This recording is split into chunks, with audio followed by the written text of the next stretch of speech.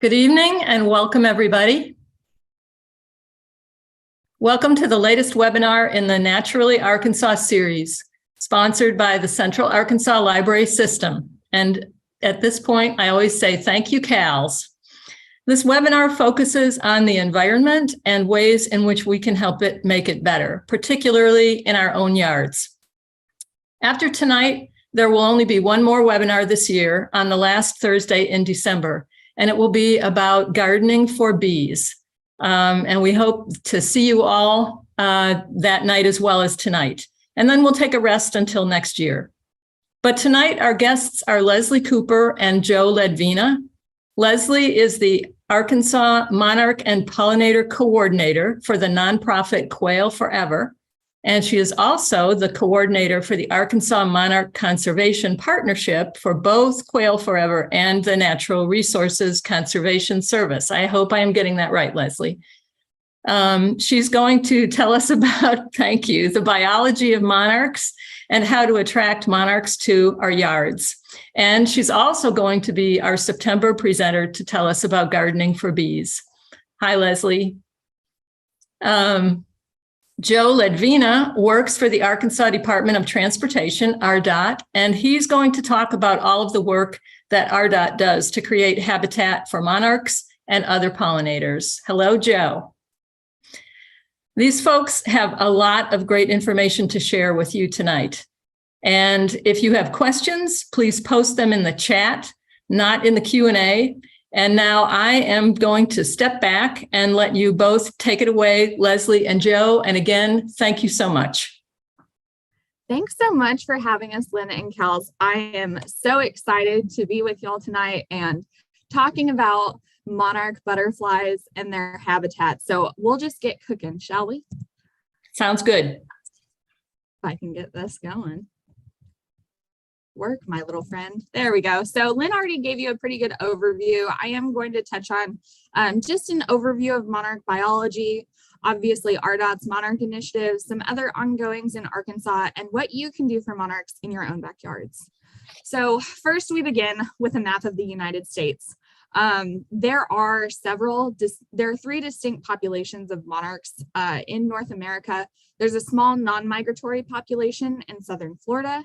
There is a western population that is west of the Rockies, and they overwinter along the coast in California. And then we have the eastern population of monarchs, and they are east of the Rocky Mountains. They overwinter in central Mexico that I'll talk about a little bit later. And these are the monarch butterflies that we see here in Arkansas. So like we learned in kindergarten, monarchs undergo complete metamorphosis. So they have a 4-stage life cycle. They begin as a teeny tiny egg and then hatch into a caterpillar, which I'll cover on the next slide a little bit more. And then they form a chrysalis or a pupa. And then after their chrysalis phase, they become an adult butterfly. And the reason why it says it depends under the adult depiction is it takes about a month to go from egg to adult butterfly.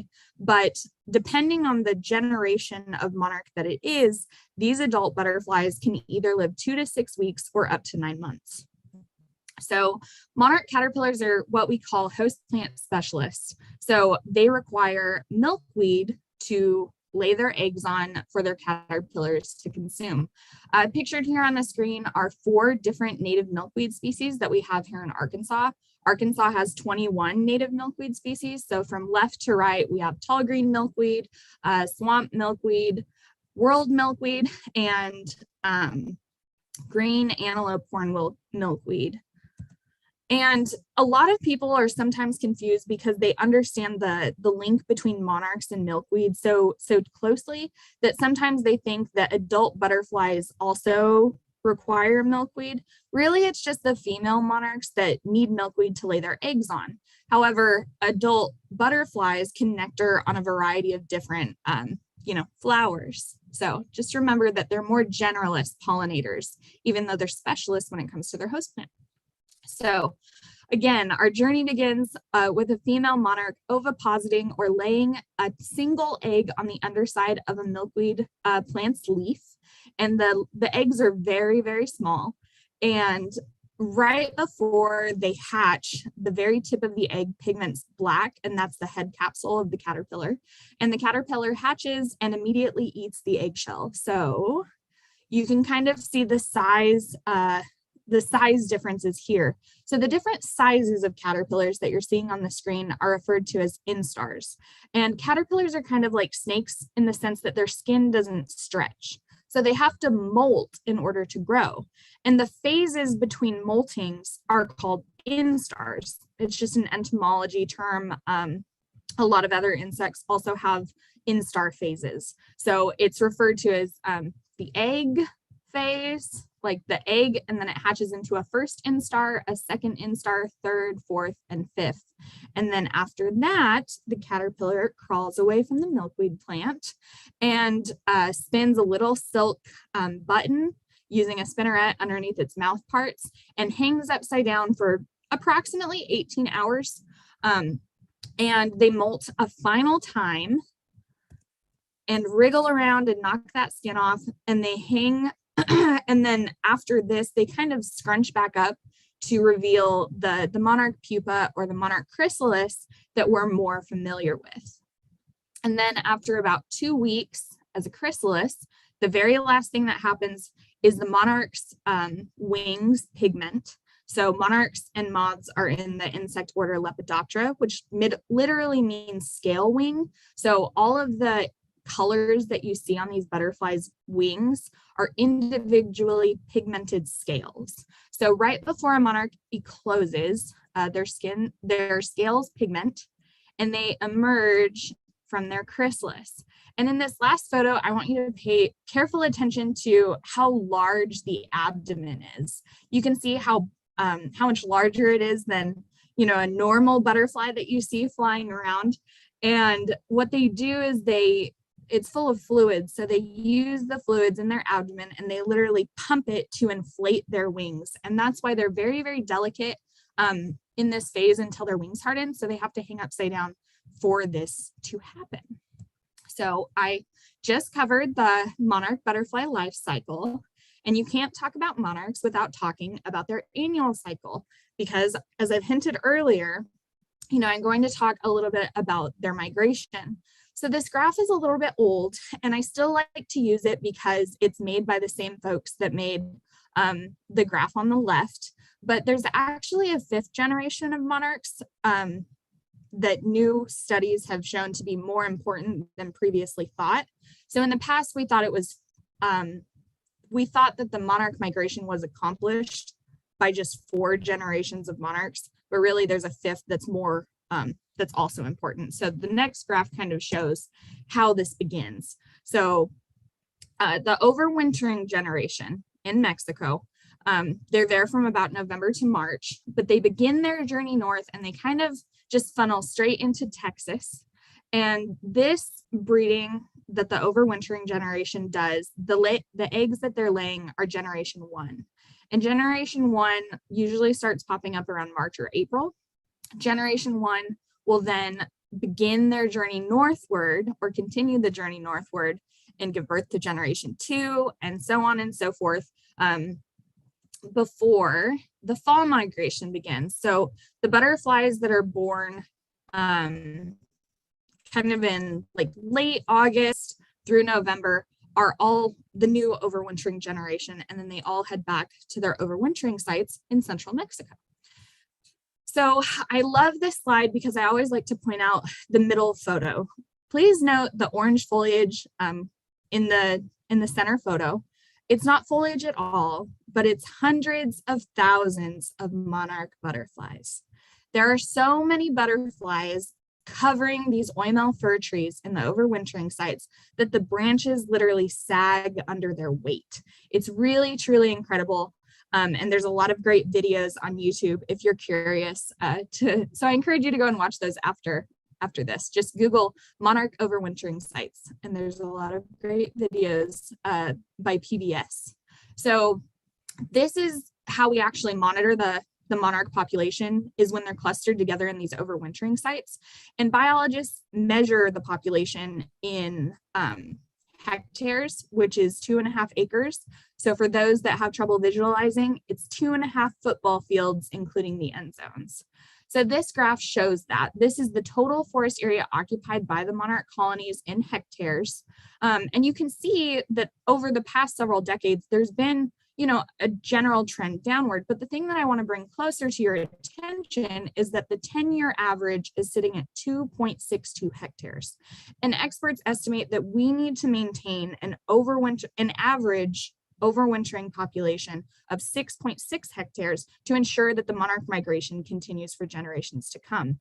Even the past 10-year average was just sitting at 5.21 hectares. So the more butterflies that we can produce on the landscape by creating habitat, the better we are. And hopefully the greater this number can grow in the future.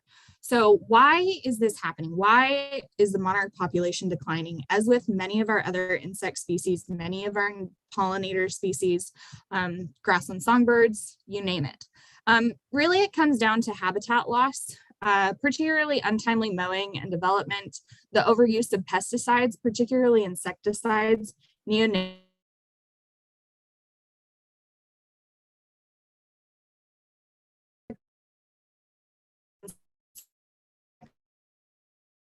Leslie, I think you froze there.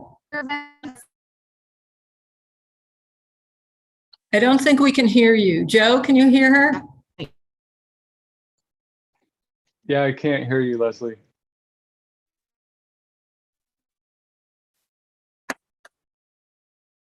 Leslie, while you try to come back, I think I can maybe cover a little bit of what's on this slide. Habitat loss is caused by many things. The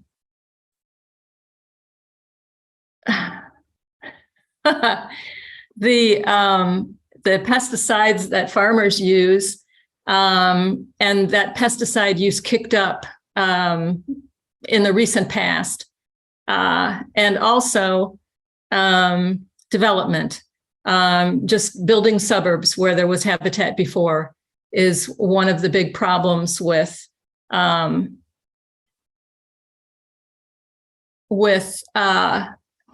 the loss of habitat and the loss of the monarchs. Here you are. We're trying to fill in for you, talking about habitat loss. I deeply apologize for that. Let me just share my screen again and we can resume. What was the last thing that you heard, Lynn? I believe that you were talking about habitat loss. There we go. Okay, perfect. Well then, habitat loss, namely untimely mowing and development, the overuse of pesticides, particularly insecticides, like neonicotinoids, pose a great risk for our pollinators. There also is still illegal logging that occurs in the overwintering grounds. And when monarchs are clustered so tightly together in these overwintering grounds, they're very susceptible to untimely weather events like the snowstorm that you see in the photo on the right. Thankfully, most of the monarchs had already started the migration at this point, but when a weather event, occurs in the overwintering grounds, when there's such a high proportion of the population clustered together, it can do, sizable damage.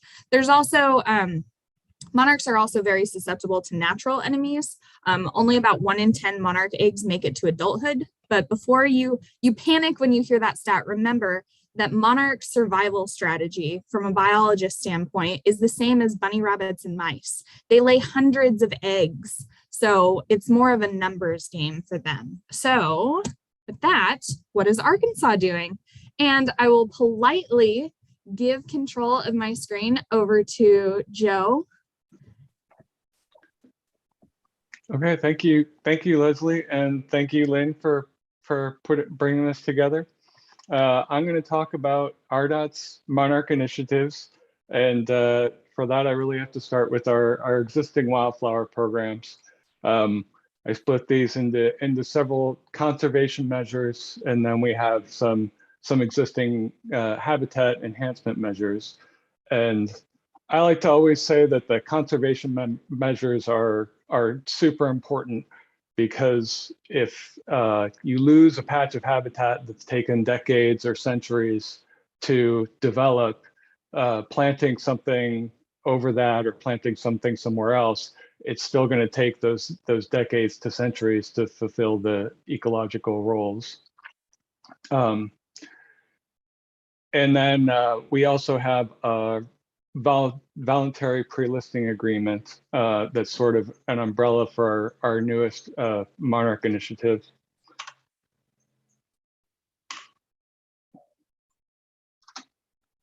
Okay. So our conservation mowing guidelines are first. Back in the day, they used to mow every mowing. It was 4 or 5 times a year. They'd mow from the right-of-way fence all the way to the road. But now we maintain a clear zone on our smaller highways that's 10 feet next to the roadway. And we mow only that twice a year. And then we mow the full width only in the fall. And we just stick to those 3 mowings. You'll often see a lot more mowings in the interchanges. A lot of the municipalities do their own mowing in the interchanges to maintain them more like your lawns. And then we have a transition zone that's 30 feet, or on freeways up to 50 feet. And that's the area where we want those wildflowers to thrive. And then beyond that, we'll have the natural zone where we allow the trees to come in. We also have our wildflower routes. These started back in the late 90s. We had a lot of our wildflower initiatives start then. And it started out with about 1,000 miles of wildflower routes.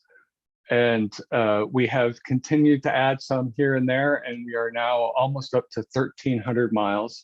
That includes our newest wildflower route that we established last year down in Lafayette County, and that's protecting some habitat that's used by the largest known population of the frosted elfin. So these are longer stretches of highways that are several miles to, up to the Highway 7 is all the way from Hot Springs almost to the Missouri border. And along these routes, our maintenance forces are not allowed to use broadcast herbicide. And even where they are, they're only allowed to use broadcast herbicide in that clear zone, that 10 feet next to the highway. But they are allowed to and encouraged to spot spray for invasive species. In addition to these, we have several native wildflower areas. These are smaller areas, so they weren't really large enough to qualify as wildflower routes. And these are areas that are protecting, small patches of particularly showy wildflowers, or maybe it's a rare species that has a big population. The photo on the lower right is an interesting one. That's a population of Texas Indian paintbrush that's in the median of I-40, and that county's maintenance crew is very proud of that population. But that one is different from our more wide-ranging Indian paintbrush, and it's only known from a few counties. Some people, including some state botanists, are convinced that it only could have gotten there from a seed mix as a seed mix contaminant, but it's been there for over 20 years, and it does put on quite a display in the spring. And those have the same restrictions as our wildflower routes, where broadcasting herbicide isn't allowed. We also do some native plant rescues. When we have any construction project that's near a known population of a plant, or if we go visit a construction project and we see a rare species, we can dig that species up and put it at our nursery, and then either move it to a new location that's going to be safer, or if the construction is going to be completed in a reasonable amount of time and we can maintain it, we can put it back out where it was. that yellow coneflower flat in the upper left was a plant rescue they did in around 2005 in a stretch of Highway 21 in Carroll County. They dug up as many plants as they could and planted them back out after the construction had happened, and a couple of years later they still saw good survivorship. And the middle picture is a corkwood. It's a small tree that's in the Delta. It likes wet areas, and it sure does love our roadside ditches. And one of the first things I did for the department as an intern was to help dig some of those up and move them to our Walnut Ridge wetland mitigation area, where we've created a wetland to compensate for wetlands that we destroyed when building a road. And that population is still thriving today. And we have 114 pots of corkwood in our nursery now from the southernmost population in the state, where there's just a very small patch, but the plan is to replace the bridge, so that population was in jeopardy. Finally, we have our enhancement measures. A big one is that after every construction project, our contractors are required to seed with these 6 native wildflower species. And I think 4 of these do very well. We see them blooming on our roadsides across the state: the 2 Coreopsis and the evening primrose and the black-eyed Susan. And we can often tell when we see a black-eyed Susan from our contractors, because we'll often see the Gloriosa daisy, which is a native R, and it's more readily available. In addition to that, we have our special seeding specification. So on any public lands, especially Forest Service property, but also any federal property or state parks, we won't plant our non-native Bermuda grass, and we plant a couple of additional wildflowers, including butterfly milkweed, and we plant 3 native grasses. And then finally, we have our Operation Wildflower. This was originally spearheaded by Lady Bird Johnson in the 60s, and the Arkansas program has been going since at least 1983. This is a program under which a group or an individual can contact me, essentially, who wants to sponsor a wildflower installation along a roadside. I will work with them to find an area. We try not to plant in strips that are 5 feet wide or 10 feet wide, because there's just too much room for incursion of the neighboring weeds, essentially. And the sponsor is required to pay for the seed. We usually develop the seed mix alongside the sponsor, and then Rdot will do all of the prep, and we will do the seeding. Although some groups have helped with seeding these areas in the past. This is an area that the Mountain Home Master Gardeners sponsored back in 2000. And I visited this area last year and this year, and it doesn't look quite as vibrant as this, but many of these species are still thriving in these areas. Now we have our Monarch Voluntary Pre-listing Conservation Program. This is under a newer policy of the Fish and Wildlife Service. It's an agreement that we made before a species might become listed, and it's designed to reduce the likelihood that the covered species, in this case including the monarch, become listed. The most recent Fish and Wildlife Service decision was that listing is warranted but precluded, which means that they think the monarch should be listed as threatened or endangered, but they don't have the resources to complete the process. And there are other species that are a higher priority that are going to get listed first. And it's also designed to improve and safeguard our roadside maintenance practices, like our conservation mowing guidelines that I talked about. We encoded these in the document, and our maintenance division signed off on it. So if we see areas on the roadside where we're not following these guidelines, we have a little extra thing to point to say we've agreed to do this for the Monarch. Our agreement covers more than just monarchs.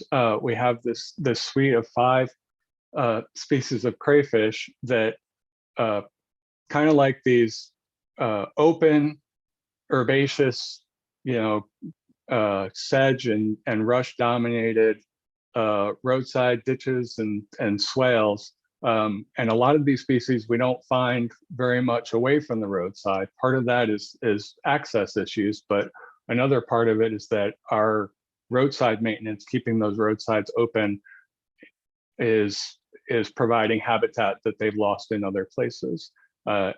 It also covers the frosted elfin and, of course, the monarch butterfly. One concern that people often bring up is that we're enticing monarchs to the road where they're just going to get hit by cars, and that's a valid concern. It does happen for sure, but they've done a number of studies, and they've determined that when you have large patches of high quality habitat, it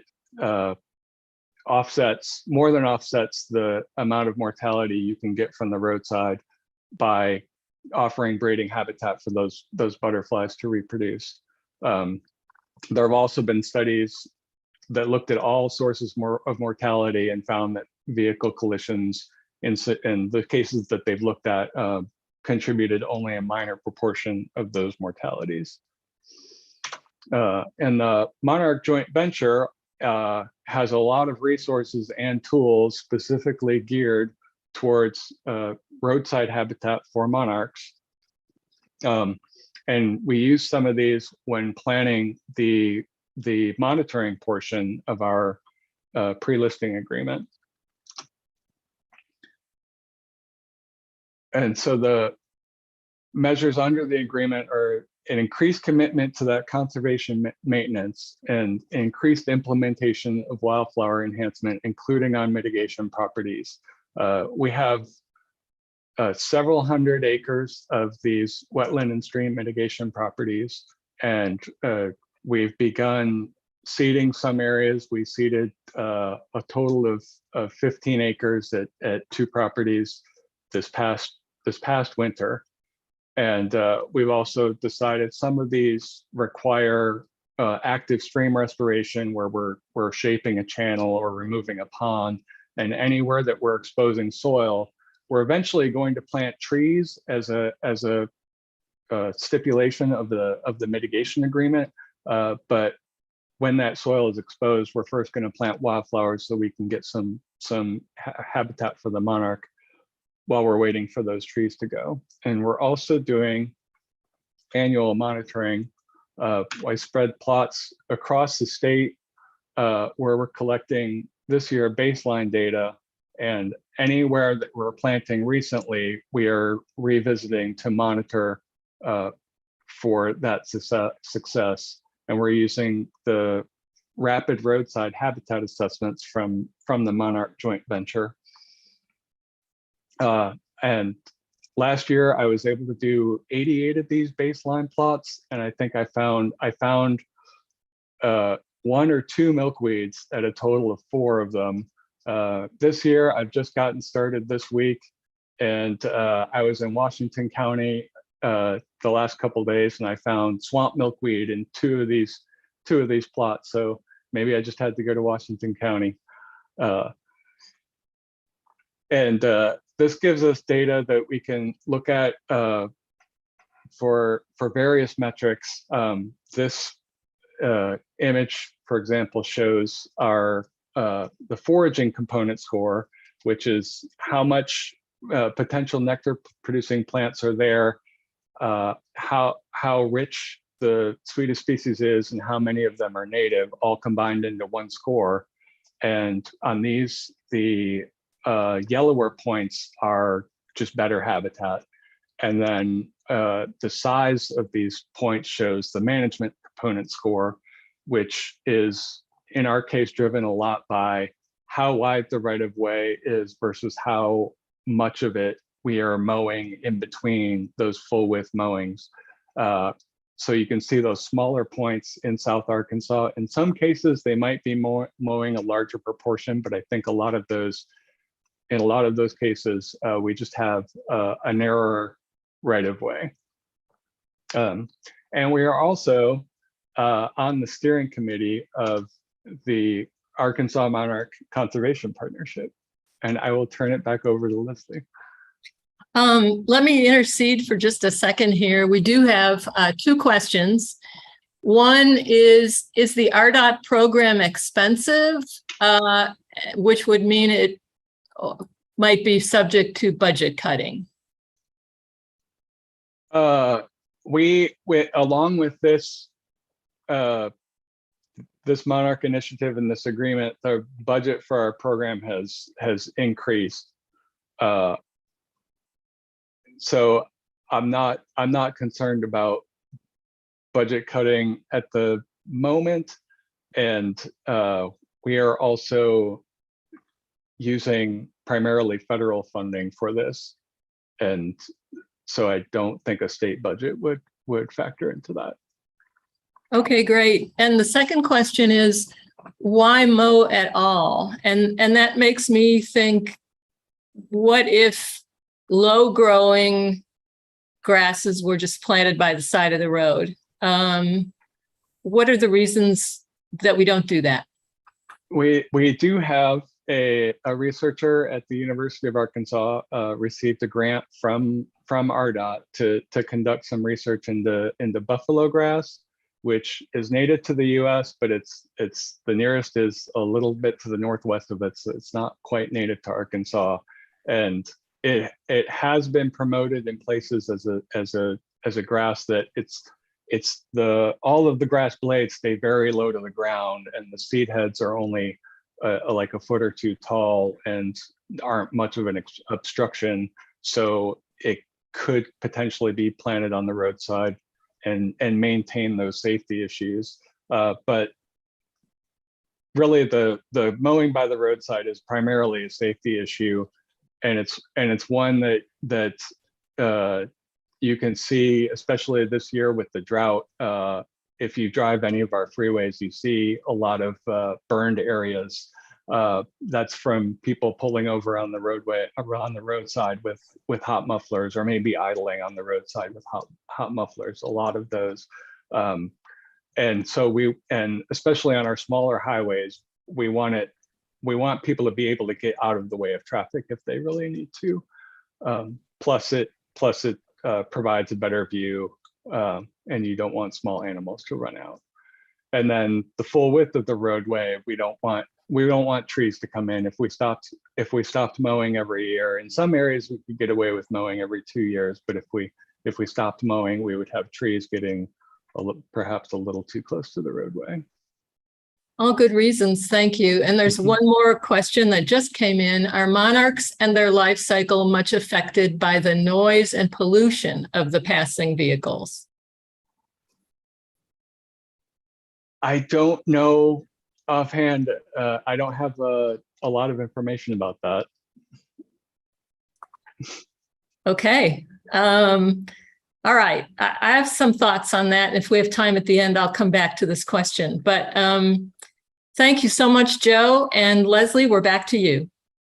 Okay, perfect. So very quickly, because I want to get to the meat of the program, the Arkansas Monarch Conservation Partnership is a collaborative of partners across the state. We were founded in 2015 because Arkansas was kind of on the forefront, and we recognized that pollinators were in trouble and we needed to organize so that we could work together to do that. So this is just a sampling of our partners that I have the pleasure of working with through the steering committee, the outreach and education committee, the habitat committee, and the research and monitoring committee.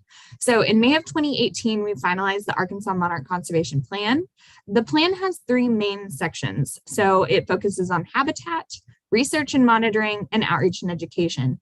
And it's very comprehensive. It's only about 25 pages long, and it has a lot of great photos and information. And if you're interested, you can find it on our website at arkansasmonarchs.org. So very quickly, the plan talks about habitat. We're talking about habitat. I want to define what is monarch and pollinator habitat, because not all monarch and pollinator habitat is created equal. So when the biologists that I work with create monarch and pollinator habitat, we're creating habitat that has a high diversity of native plants that bloom throughout the entire growing season. Arkansas is in the spring and fall migratory pathway of the monarch, so it's particularly important to include early blooming species and late blooming species so that we can literally fuel the migration of the monarch. We also want to include a high diversity of flower sizes, shapes, and structures. Next month, I'll go into why this is important for a lot of our specialist native bees. But we're talking about monarchs for now. So therefore, we need to include native milkweeds in our monarch and pollinator habitat so that they can lay eggs and we can have caterpillars. And really, the important thing is that when we're talking about monarch and pollinator habitat, we're managing it to benefit all pollinators and all species of wildlife. So deer, turkey, quail, you name it. And really, how can you help? You can help by creating native habitat by planting Arkansas native plants. And that's very important. When Joe was talking about the buffalo grass, he said it is a native plant to the United States, but it's not native to Arkansas. So please keep that in mind when you're selecting native plants. And really, I want to just throw out there that monarch and pollinator habitat can really look like a bunch of different things. We can incorporate it into solar arrays. We can create kind of large scale habitat restorations. We can have pocket prairies that look like messy gardens, or we can have native plants in a more formal garden setting, which is usually what people approach me at with a lot of questions. So my fond metaphor for this is I like to call pollinator habitat the little black dress of conservation. There were native plants that covered the entire state before we were here.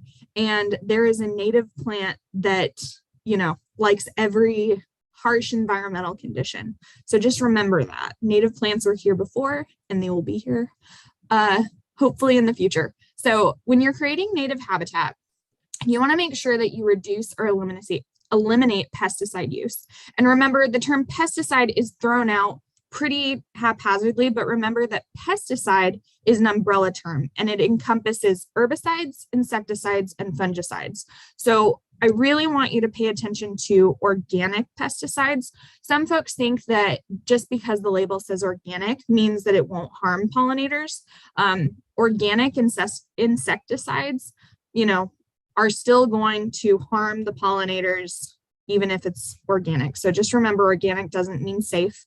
And really, you want to avoid systemic pesticides if you do have to use them in or near your pollinator garden, because the plants will take those up and then the chemical will be inside the plant itself. So systemic pesticides are very key to avoid. You want to make sure that you're planting native milkweed species. Like I said before, Arkansas has 21 native milkweed species. I myself, I think, have gotten my hands on 12 different species of milkweed.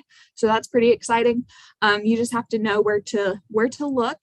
And please include a variety of native plants. When I used to give this presentation, I used to say, stick to the rule of 3. You want to aim for 3 species that bloom in each of the 3 seasons during the growing season. So you want to have 3 that bloom in the spring, 3 that bloom in the summer, and 3 that bloom in the fall.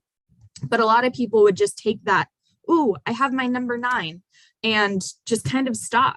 So really what I want you to do is to maximize bloom diversity, and pay particular attention to those early and late blooming species, particularly for the monarch. But really it just depends on the size of area. Obviously on our larger habitat restorations, we have, over 50 species that we include in our seed mixes. But if you're just working with, potted plants, I have most of my milkweeds in terracotta pots. Well, I'm still site prepping, but the general process when you're planting natives, you want to make sure that you site prep. Joe had talked about it earlier with the project, the Operation Wildflower. Rdot takes care of the site prep. And what site prep means is that you're killing the existing vegetation. In Arkansas, things grow sometimes a little too well. So if you don't kill, like specifically those non-native sod-forming grasses like a lawn, it will eventually choke out your natives. So you can use herbicide, smothering, or sod removal in order to site prep. Some of those have varying degrees of success. You want to make sure that when you're planning what plants that you're going to include in your garden, you want to make sure that you have the right soil and light conditions. So remember, right plant, right place. If you have a dry, sunny site, you have a lot of prairie options. If you have, kind of a shadier, wetter site, you could be looking at more woodland species. And really you want to kind of assess if you want to, establish from seed or from plugs. Plugs are more expensive, but you can pick where you're putting the plant so it looks a little bit more aesthetically pleasing, a little bit more organized. However, if you purchase seed, it's a lot cheaper than buying a whole bunch of plugs, but it will give you more of a pocket prairie. If you have a small area and you just throw out seed, the plants will come up where they come up. So it looks a little bit messier, and that's something that some people mind and others don't. I'm personally more of a messy gardener. Another option is you can purchase like single species seed packets that you can propagate by yourself. And I have some fact sheets and information about that, but I'm gonna move on. So here are some tips. Make sure that you're not including any fertilizer. Most of our like annual weedy species really like and respond well to the nitrogen. Remember, these are Arkansas native plants, so they're adapted to our poor soil conditions. So if you're applying fertilizer, you're really just helping the weeds. And remember, we always talk about native plants as being low maintenance, and they are. They're, they don't require fertilizing. Once they're established, they don't require watering, but they're not no maintenance, especially if you're aiming for that more manicured, formal garden look. And remember, if you're establishing from plugs, particularly, you'll want to keep an eye on them for that first growing season. We just had a big month-long drought, and I had to supplementarily water some of my plants because they were looking a little sad. Would they probably have made it? Probably, but you want to keep an eye on them until they're established. But they can handle adverse weather conditions a lot better than some non-native plants. You can cluster the plants if you're trying to go for a more aesthetic appeal. You can cluster the plants of the same species together, so you kind of have these wide berms of wildflowers, so there's kind of swaths of color, so you can do it strategically. And you can also leave bare areas of soil for native bees that are nesting. Again, I'll go more into native bees next month during the webinar, but bare soil is very important. And also be sure to use scientific names, because common names, especially if you just walk into a normal garden store, can lead you astray, and they may think that they're native to Arkansas, but they're not. So don't be afraid of the scientific names. And remember, patience is key. We have a saying with native plants, and we say the first year they sleep, the second year they creep, and the third year they leap. And the reason why this is because our native plants have very deep, extensive root systems. So for the first 2 years that they're establishing themselves, they're really putting all of their resources and all of their energy into growing these expansive root systems. So after their root systems are pretty well established, that's when they can start spending some resources on their above ground. Think of it kind of like an iceberg. There's a lot going on below the ground, but not a lot going on above the ground, at least for the first couple of years. So this is my obligatory, very boring slide that I have to say. So when you're helping pollinators in your gardens, I want to make sure that you're wary of any pollinator or butterfly seed mix that you just see on the shelf. You want to make sure that you read the seed label to see what species are included in the mix. And if it doesn't say what species are in the mix, don't plant it. And just because it says wildflowers doesn't mean that they're wild or native. So be smart about what you buy, and remember to go native, grow native. Here, I'll pick on this lovely little bag that I saw at the store. It has a monarch on it. It has a little hummingbird, but on the back, if you look at it, you can see that there's Siberian wildflower and China aster and California poppy. I mean, you don't have to be a native plant expert to recognize that these plants are probably not native to Arkansas. So we're really not benefiting pollinators as much as we could, because space that these plants are taking up could be replaced by a native plant. So we have a lot of resources on our website. It's at arkansasmonarchs.org. We do have a recommended plant list. That's the spreadsheet looking thing on the right. And then we also have a companion guide that supports this little recommended plant list. So that's available on the website. And the maintenance tips are really geared more towards formal gardens. If you're looking into like more large scale restoration, make sure that you contact me and I can connect you with your local biologist. These are some resources that I recently created. They're not available on our website yet because I'm still tweaking them just a little bit. I have a guide for milk jug propagation. So that's helping people propagate native plants from seed. We have a recommended reading list. If you're, attending this CALS webinar, hopefully you're into reading.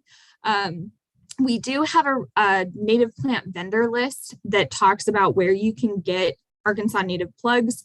Audubon Arkansas is having their upcoming plant sale, and that's listed on there, as do Partners for Pinnacle and Central Arkansas Master Naturalists. So if you're in Central Arkansas, you're in luck. There's a lot of resources that are close by. We mentioned native plants. Well, how do you know if a plant is native to Arkansas? I prefer a website called Bonap. And I have a user guide on how to use that. It looks like it was built in the 90s, and it's not very user friendly, but this guide kind of walks you through until you're more comfortable with it. And then I also have a no-grow list for top non-native invasive species that are included in people's yards and some native alternatives. The Missouri Prairie Foundation has a Grow Native website that I really like. They have a lot of great resources on there, but they also have landscape plans. The one on the left, I believe, is their design called Butterfly Berm, and the one on the right, obviously, is a lot more. It's a prettier version, but it includes native species. The only thing that I'll say about these is I would just use these as a starting point, because about just a handful of the species that they use are native to Missouri, but they are not native to Arkansas. So if you have any questions, please feel free to reach out. But a lot of people have trouble starting. So I like to give this to them so that they at least have something to start with. And remember, despite the names, all of these landscape plans will benefit pollinators and monarchs, if you include milkweed and other blooming resources, regardless of the name. Some of them are called like Frog Pond and everything. But remember, because you're using Arkansas native plants, they're going to be beneficial to pollinators. Another quick note is we don't recommend planting tropical milkweed. In Arkansas, typically it's planted as an annual. Sometimes it's called tropical milkweed, bloodflower, cottonbush, Mexican butterfly weed, scarlet milkweed, and I've gotten reports that it's also called butterfly weed. That's why I say stick to the scientific names. We do have a native orange milkweed that's Asclepias tuberosa that is butterfly milkweed or butterfly weed. It has orange flowers, and there's different varieties of the tropical milkweed that kind of look more similar to the butterfly milkweed. But tropical milkweed is Asclepias carasabica. And again, we don't recommend it. We try to encourage people to plant Arkansas native species because there is such a wide variety to choose from, and they're also perennials. So you don't have to buy plants every year to support monarch caterpillars. Another thing that folks can do is go through and certify their gardens. National Wildlife Federation and Arkansas Wildlife Federation have a certified habitat program. Monarch Watch has the Monarch Way Station program, which is the sign in the lower right-hand corner.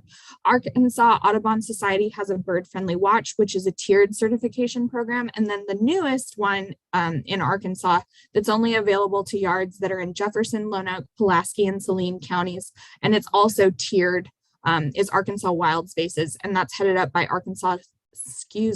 Central Arkansas Master Naturalists, and you can get a free consult visit by visiting their website for a small donation fee. I also encourage you to engage in community science opportunities. We do have all of these listed on our website, but very quickly, if you haven't downloaded the free app called iNaturalist, I really encourage you to do so. If you do download that app, you can join the Arkansas Monarch Mapping Project, and you can report any monarch sightings that you see. You can also contribute to Journey North, which is a migration tool. So you can check out those websites. This is just kind of an example of the reports that we've collected from the Arkansas Monarch Mapping Project. We're almost at 1,500 observations and almost 250 people.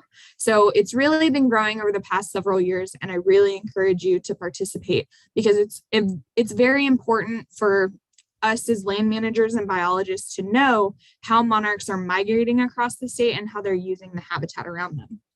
So there's some other opportunities. There are native seed collections, different groups and partners hold them throughout the state. Arkansas Native Plant Society, Arkansas Natural Heritage Commission, the Nature Conservancy, and several other groups hold them. So you can sign up for their volunteer websites, their volunteer lists. The seed that's collected is used in restoration projects across the state. And I'm glad that I included this in. So Joe mentioned native plant rescues. Please do not take it upon yourself to dig up native plants. Most of them, again, have very extensive root systems. So the chances that they will survive are very low, especially if you don't know what you're doing. And it's also illegal, especially on state and federal land. So very quickly, I can't do a presentation without showing these books. Dr. Doug Talmy is a fantastic researcher. And if you are more interested in learning about, why native plants are so important, I really encourage you to read these books. If you have to pick one, I recommend the book on the right. It's Nature's Best Hope. It's his latest book, and it incorporates his latest research. And I'll leave you with a quote. Dr. Doug Talmy, in his latest book, Nature's Best Hope, says that if half of American lawns were converted to native plants, we would create the equivalent of a 20 million acre national park. That is 9 times the size of Yellowstone and 100 times the size of Shenandoah National Park. So it's very achievable. And if you are a landowner interested in learning more about cost share programs, you can receive free technical assistance. I can connect you to your local Arkansas Department of Agriculture forester, your Quail Forever Farm Bill biologist, or your local NRCS field office, or also your Arkansas Game and Fish Commission private lands biologist. So there's a lot of resources available to landowners. So basically anything bigger than a garden, the biologist can help you kind of plan. So the Quail Forever Farm Bill biologists, what they do is they help landowners utilize these state and federal cost share programs to create habitat that benefits monarchs and pollinators. They provide free technical assistance. They write free management plans. And their counterparts, the Arkansas Game and Fish private lands biologists, also do this, but the Farm Bill biologists work more in the federal programs, but we can definitely get you that management plan. So take home messages: create habitat, grow native, and spread the word. Please join iNaturalist and upload any observations of monarchs and native bees that you see. And please volunteer and support the efforts of your local and national conservation organizations. We're doing great work out there, and it wouldn't be possible without memberships and y'all's support. So with that, Joe and I will take any questions. I left enough time, kind of. You did. This was amazing and incredible. Okay, we do have a number of questions, and I have some questions, but we'll take those of our audience first. Is tropical milkweed really dangerous to monarchs? So I don't want to get into it because I don't want to dedicate so much time. In a nutshell, tropical milkweed isn't necessarily dangerous, but it poses some potential risks that some scientists don't think is worth it. In warmer climates, maybe even like southern Arkansas, I've seen examples as far north as at St. Louis, Missouri.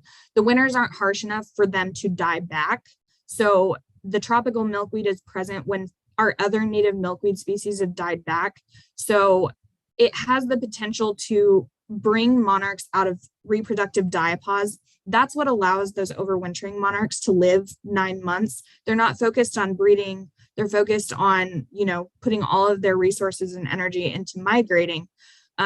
It also has the potential, if they do overwinter, to spread the protozoan parasite OE, or Ophryacistis electrospira.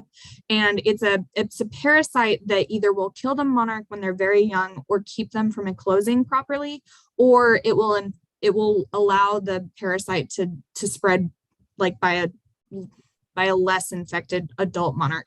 But I think there are a lot of resources available online. So if you want some links to those articles and research papers to kind of get your own opinion formed, I'd be happy to send those to you. Do you think that covers it all, Lynn? Yes, I do. Okay. Thank you.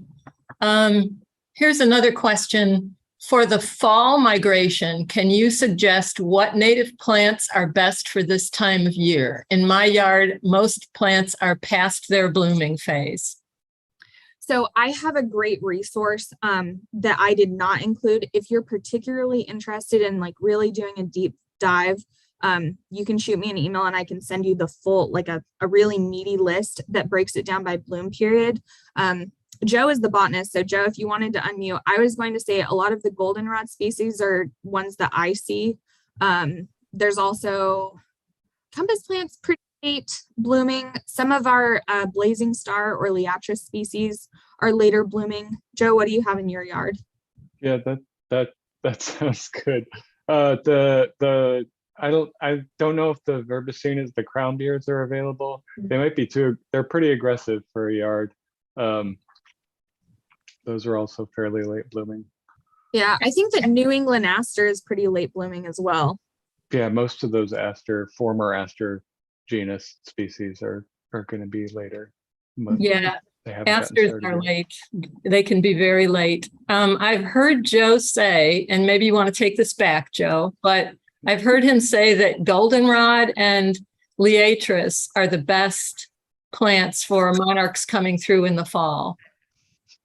Yeah, and the Liatris or Liatris species, they're also called blazing stars. Liatris is the genus name. So yeah, so there's different species of them that you can get.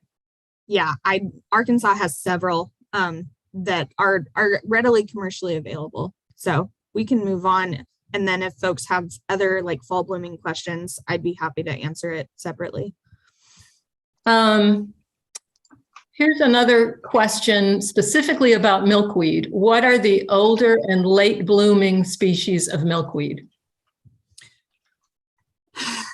So I'm trying to think of how. So I wonder why they're interested in the blooms particularly, because it's really just the caterpillars that need the plant material.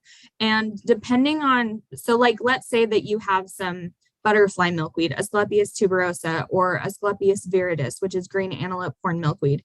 If you have caterpillars in the spring and it eats it down to the ground, they will resprout and they will probably flower that same year, but they'll flower a lot later than they would have normally had they not been eaten by caterpillars. But I'm trying to think of the later blooming ones. Well, Asclepias will come back and bloom in the fall. Oh, yeah. Or Asclepias tuberosa, sorry, butterfly. Yeah.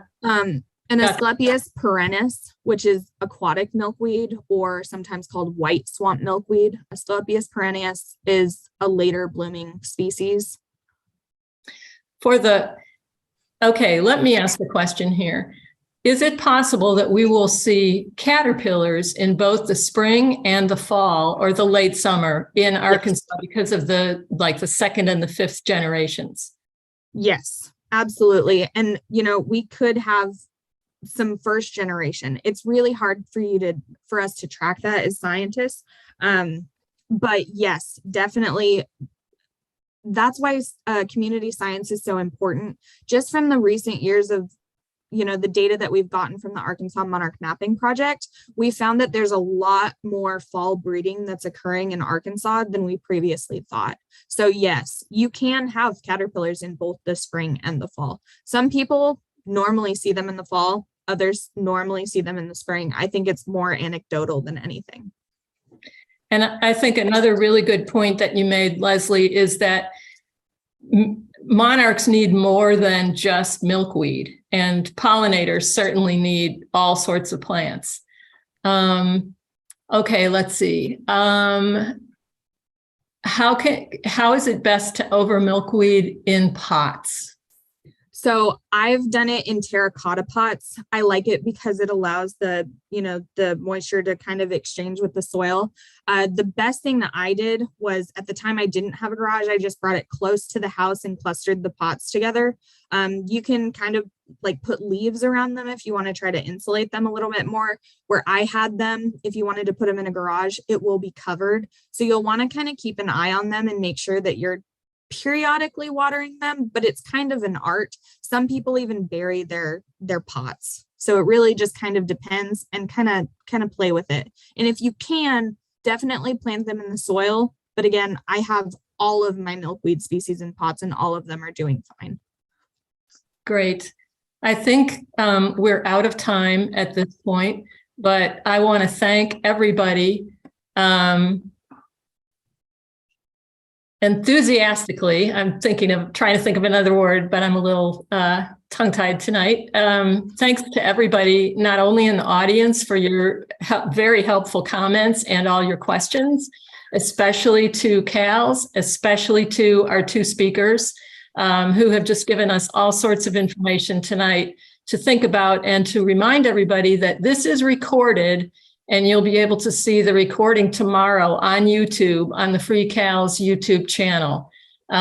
So if you missed anything, if we went too fast, you can come back and look at it again. So Joe and Leslie, thank you so, so much.